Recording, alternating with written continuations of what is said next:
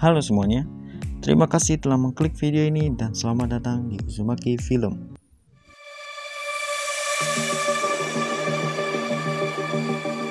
Kali ini, Uzumaki Film akan meringkas sebuah film yang berjudul Onward yang dirilis pada tahun 2020. Oke, tanpa basa-basi, kita tonton videonya.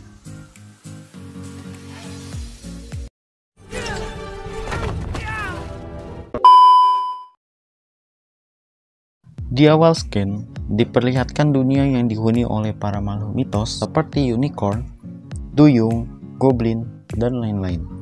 Dan sihir pernah menjadi hal yang luar biasa. Walaupun sulit untuk dikendalikan. Dan akhirnya, sihir lama-lama sudah mulai menghilang dan dibuang karena kemajuan teknologi yang mulai berkembang. Scan berikutnya diperlihatkan anak bernama Ian Lightfoot yang baru saja genap 16 tahun. Lalu kakak laki-lakinya bernama Barley yang menyukai perang dan sejarah. Lalu ibu mereka yang bernama Laurel dan seorang petugas kepolisian yang bernama Colt Bronco. Nah, Colt Bronco ini adalah pacar baru dari ibu mereka. Saat Ian sedang membuat sarapan, Barley agak bercanda dengannya. Lalu roti itu pun terjatuh. Saat Barley sudah mengambil roti itu, tidak sengaja gelang yang dipakai Barley mengenai jaket yang dipakai Ian sehingga membuatnya robek. Ian pun agak kecewa dan akhirnya berangkatlah Ian ke sekolah. Singkat cerita, saat sampai di sekolah, Ian pun membuat daftar untuk dirinya yang baru. Dimulai dengan berbicara, belajar mengemudi, mengundang teman ke pesta, dan terakhir dia ingin seperti ayahnya. Tapi, pada hari itu, semua daftar untuk dirinya tidak sesuai dengan harapannya. Lalu diperlihatkan foto di mana ayah Ian yang bernama Wilden telah meninggal sebelum Ian lahir. Ian pun memutar DVD rekaman ayahnya, lalu berbicara seolah-olah dia sedang berbicara dengan ayahnya. It'd be really fun. Well, let's find out. Yeah, I mean, I'd love to. We could, Okay. Bye. Ian berbicara pada ibunya bahwa ia ingin bertemu dengan ayahnya. Ibunya pun sedih mendengarnya. Tetapi ibunya mengatakan bahwa ayahnya mempunyai hadiah untuk Ian. Lalu mereka membuka hadiah tersebut dan isinya adalah sebuah tongkat sihir, permata, dan sebuah surat yang menggambarkan mantra kunjungan yang dapat membangkitkan ayahnya selama 1 hari. Barley mencoba berulang kali tapi tidak berhasil. Ian yang tidak sengaja membaca mantra itu terkejut karena tongkat itu bereaksi. till tomorrow sun is set. Ian pun berhasil memanggil ayahnya, tetapi hanya sebagian badannya saja. Ian dan Barley ingin mendapatkan ayahnya seutuhnya, tapi permata itu sudah meledak.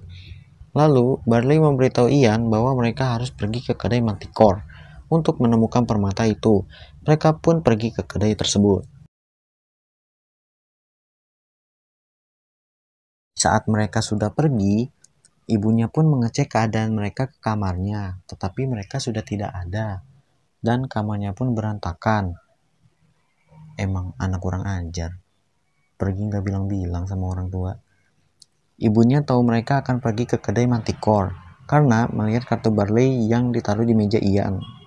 Lalu, ia pun langsung berangkat menuju ke sana. Singkat cerita saja, Ian dan Barley sudah sampai di kedai tersebut dan mereka menemui Manticore yang bernama Corey. Lalu, mereka dapat menemukan peta tersebut. Namun, tiba-tiba, Corey menemukan jati dirinya karena sedang berdebat dengan Ian.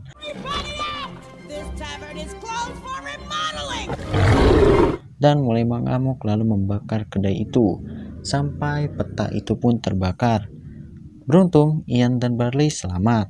Mereka pun mendapatkan petunjuk dari menu anak-anak yang ditemui tadi, yaitu tentang permata yang ada di pegunungan.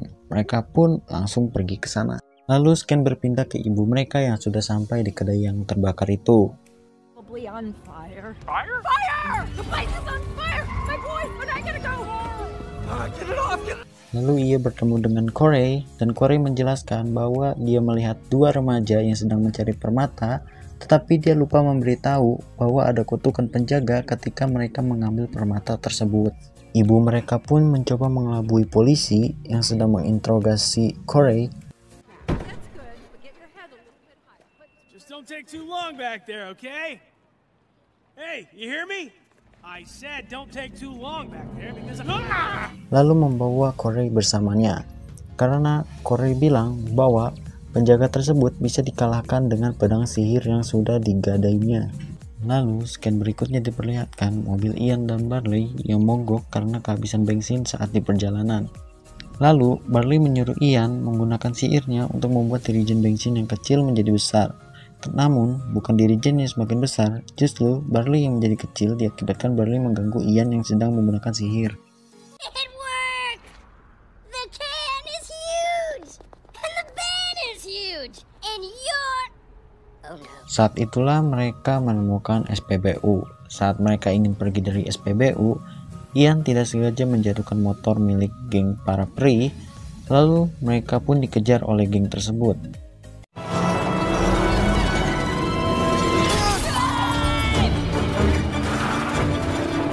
Singkat cerita saja, mereka pun selamat dari geng tersebut dan Barley kembali ke bentuk semula.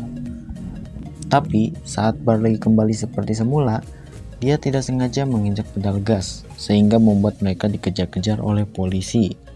Saat terpojok, Ian memakai sihir lalu berubah menjadi petugas polisi Opsir Bronco. Dan singkat cerita, mereka mampu lepas dari polisi tersebut. Tapi polisi tersebut menemui kejanggalan, lalu melapor pada Opsir Bronco yang asli. Lalu Bronco menghubungi ibu mereka bahwa Ian dan Barley pergi ke utara. Singkat cerita, ibu Ian dan Corey sudah mendapatkan pedang sihirnya. Lalu scan berpindah ke Ian dan Barley yang sedang menuju ke titik gagak. Tetapi mobil mereka terhenti karena jurang.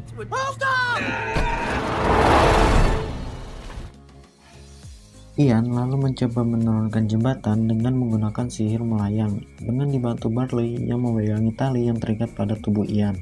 Singkatnya, mereka mampu melewati jurang tersebut dengan jembatan. Tapi, tiba-tiba Opsir Bronco datang dan mencegat mereka. Ian tetap kekeh dengan keputusannya. Lalu, mereka kabur dari Opsir Bronco. Opsir Bronco pun memanggil para rekannya untuk mengejar Ian dan Barley. Saat mereka sudah menjauh, jalan yang dilalui mereka terblokir akibat runtuh. Terpaksa, Barley mengorbankan van kesayangannya demi bisa lolos dari kejaran polisi tersebut dengan menabrakkannya ke batu. Akhirnya mereka pun bisa lolos dari kejaran-kejaran polisi itu. Singkat cerita saja, mereka sudah sampai di titik gagak. Lalu mereka memecahkan misteri di sana, lalu masuklah mereka ke gua.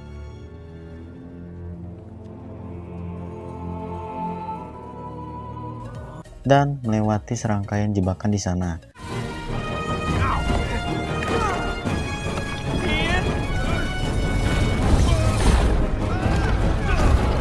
Dan lucunya, mereka malah kembali ke sekolah.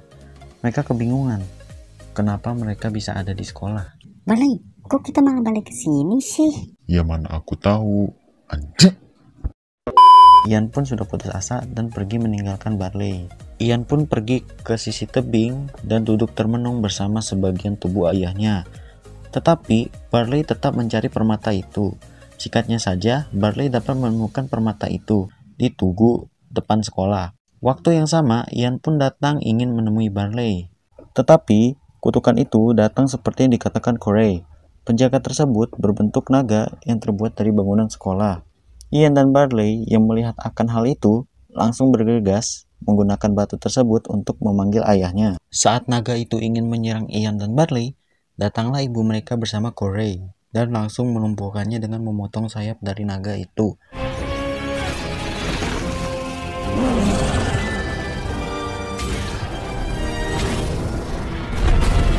Oh, tapi tidak semudah itu Ferguson. Namanya bos kan.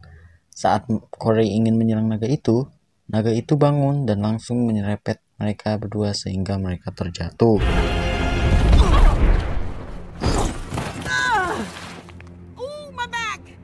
Di saat naga itu ingin menyerang kembali Ian dan Barley, ibu mereka dengan perkasanya mengambil pedang Corey lalu menusuk inti dari naga itu sehingga membuat naga itu stuck. Singkatnya, ibunya pun tidak sanggup menahannya dan terjatuh. Terpaksa Ian yang harus mengalahkan naga tersebut. Singkat saja, naga itu berhasil dikalahkan, tapi Ian tertutupi oleh puing-puing bangunan. Di saat yang sama, ayah Ian kembali seutuhnya dan sedang berbicara dengan Barley. Ian hanya bisa melihat dari jauh karena Ian terjebak di reruntuhan naga tadi. Lalu, ayah Ian pun menghilang dan Barley pun langsung menolong Ian, lalu mengatakan bahwa ayahnya sangat menyayanginya dan bangga padanya. Lalu, Barley pun memeluk Ian sebagai pengganti pelukan ayahnya. Di akhir scan diperlihatkan bahwa sihir sudah mulai digunakan dan dipelajari, dan keluarga Ian yang sudah mulai bahagia dengan Barley yang sudah mempunyai fan baru. Lalu Corey sudah membuka kedainya dalam semangat aslinya, Officer Branko yang sudah mulai berlari, dan ditutup dengan Ian dan Barley pergi ke suatu tempat dengan menggunakan mobil Barley yang baru dengan menggunakan kode kotak bawah L2 atas L1 0 atas X kiri, ya, yaitu mobil terbang. Dan cerita pun tamat. Bagaimana? Menarik kan? Like dan subscribe kalau kalian suka. Kalau nggak suka tinggal dislike aja nggak apa-apa. Terima kasih telah menonton sampai akhir dan dadah.